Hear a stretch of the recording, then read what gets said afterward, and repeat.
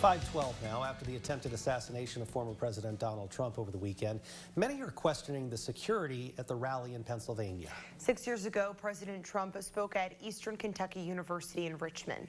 Fox 56 reporter Hannah Jackson talked with Richmond Police Chief Rodney Richardson about his department's work to prepare for large-scale events like that. It's just a shock, I think, was the first response that anybody would normally had.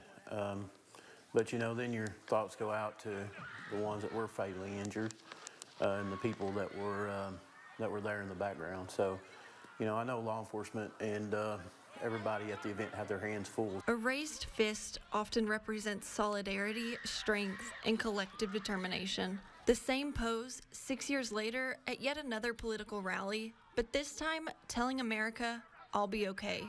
Back in 2018, then President Trump held a rally at Eastern Kentucky University.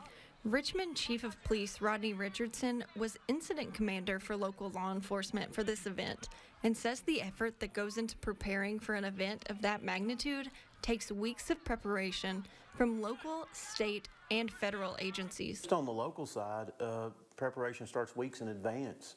You know, there's personnel, there's roadways, there's all kinds of things that come into play when you're planning for security of an event like that. So, you know, and another key role for us basically is just to support Secret Service and find out where we could better be positioned or where they may need additional assistance. So it's all hands on deck.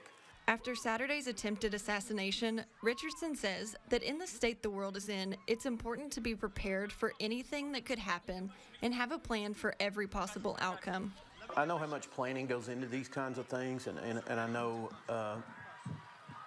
the immense amount of manpower that is used and the time period that you start way in advance. And I don't know all the details that occurred last night, but I can most certainly say that there's probably some conversations taking place today of things that can be done differently or better or things that were done good.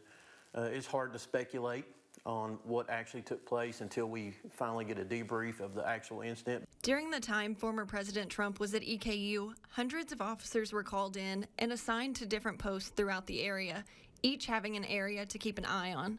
You can't let no one distract you, and you have to stay on track. You just have to be hyper vigilant during those situations just to ensure that everything goes off like you had planned. And if you stay focused and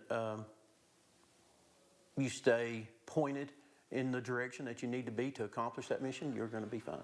In Richmond, Hannah Jackson, Fox 56 News.